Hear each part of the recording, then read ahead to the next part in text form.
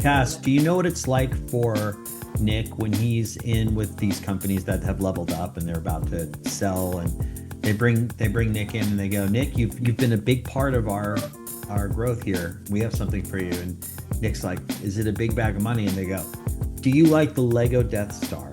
And they're like, he's like, yeah, I do. They go, here you go. Is that what you got for the level up? The Death Star? I didn't get the Death Star, no, but I do have some fun knickknacks in my office for sure.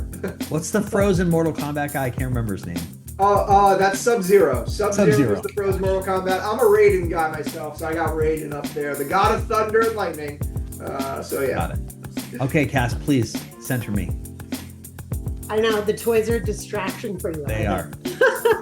Now he's just dreaming about playing. But you have to play hard too, right? I mean, hard work is all for something.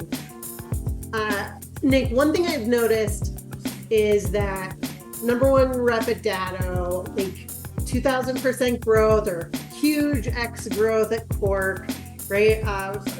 Grew the another MSP or another XDR product sold to Barracuda. I mean, those are big wins. Those are really big wins.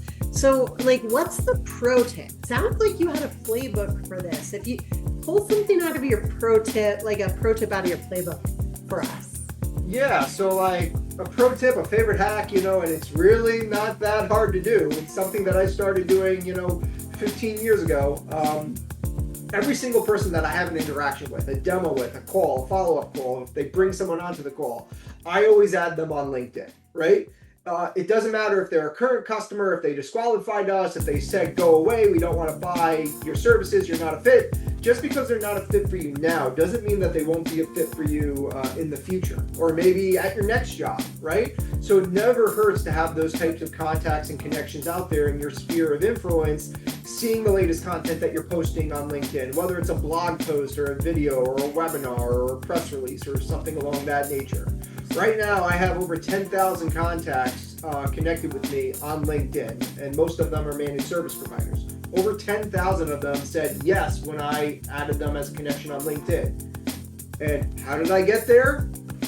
By adding one contact at a time. When I started LinkedIn, I started the same as you, with 0 connections. So going back to my mantra of how was Rome built, Rome wasn't built in a day. They were laying bricks every hour.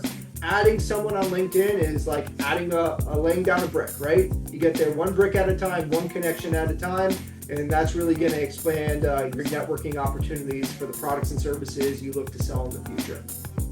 Incredible. Good advice.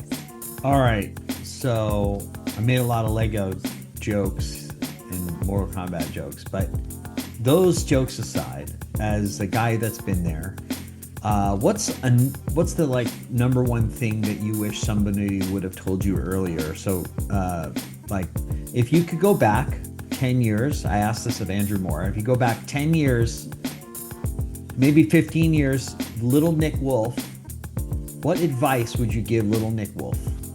I would say try to learn more from a technical standpoint. Try to be a sales engineer, right? Where you don't just understand the product from a high level standpoint and you can read bullet points off a slide, but actually understand the underworkings of it. Why does the product work that way? Why does it do what it does in that certain fashion? That way, again, you can go back to being more of the subject matter expert as opposed to just a sales rep, just a sales professional.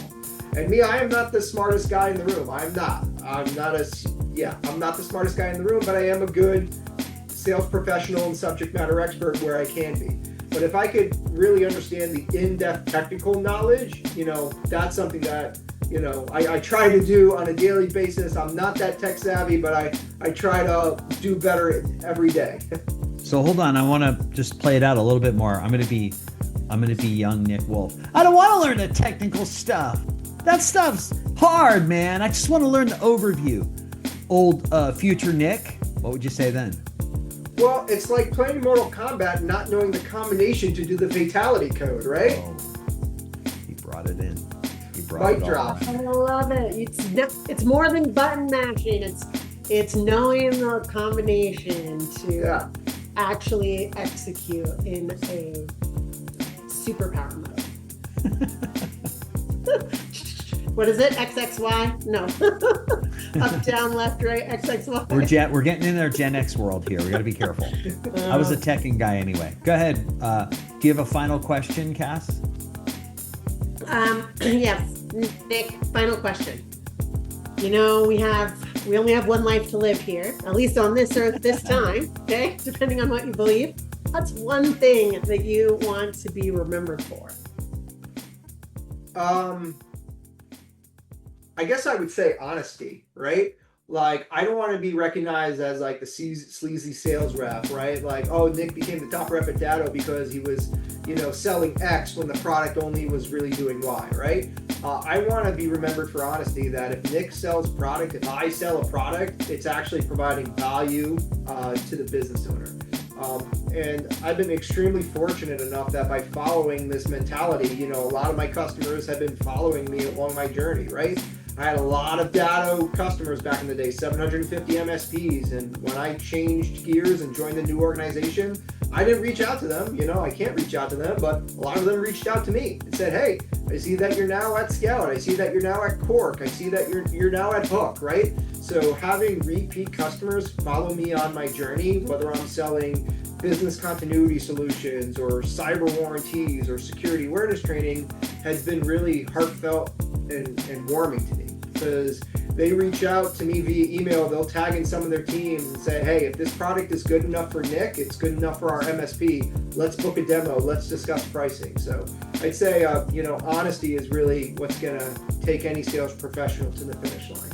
Excellent. That's awesome. Well, I have some good news and bad news, Nick. The good news is your interview was great. We appreciated all your insights, certainly geeking out on your background, which flares my ADHD up miserably. So thank you for sharing all of your insights and warmth with us. The bad news is the interview is over. But not yet. We have a few minutes. So I was going to cut I thought it. you were going to say the bad news is we forgot to press record. No, we did not. No, if you have another question, That would have been I'll awesome. cut all that out if you have another question.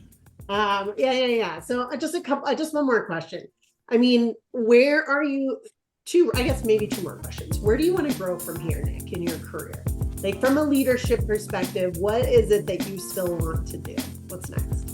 I mean, I guess I want to train the next generation of Nick Wolfs, right? To provide the channel with subject matter experts, sales professionals that it could exceed in their field. They can hit quota, make good money, but they could also provide value to the customers that they're doing business with. What do you think the key is for that? Like, how do you train someone? It seems like honesty is probably something you bring out of childhood. Their parents would have trained them for that. How do you show them the way? Yeah, so a lot of the way has to be brought by them as an employee, right? I could train product knowledge, I could train positioning, I could train all those things, but I can't train effort. If you don't have the effort to come up and give your best day in and day out, you're not going to be a good sales professional. Well, one of the things that I looked at, throughout my career is output, right? If you're doing 100 dials and you haven't connected to a single person, all right, you had a bad day. But at least you made the 100 dials, or you sent the right amount of emails, even though you struck out for the day. I'd much rather see a rep doing the effort and doing those 100 dials versus a rep complaining that, oh, there's not enough appointments on my calendar, or, oh, I didn't set enough demos today, and they only made 10 dials, right? So, yeah, and there's a balance there between calling the right quality of people versus quantity of people, but the effort's got to be there one way or another. Cass, can I ask a follow-up question to this?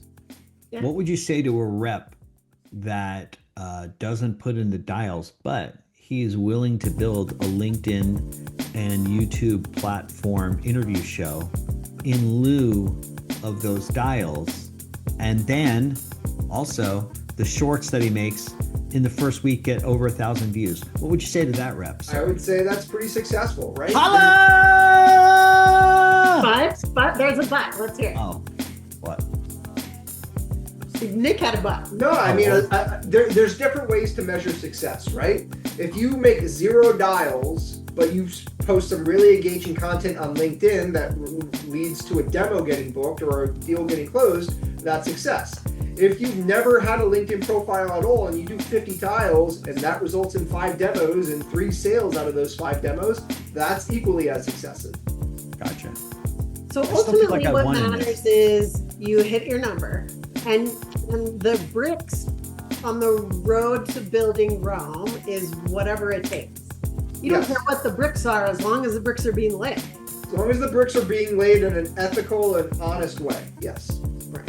Yes, I hear that. Yeah, I do really take the message that you said, which is it's not about the big goal. It's about the little steps that you do to get there and the persistent and daily behavior that gets you to the goal. Is that right, Nick? Absolutely. Okay.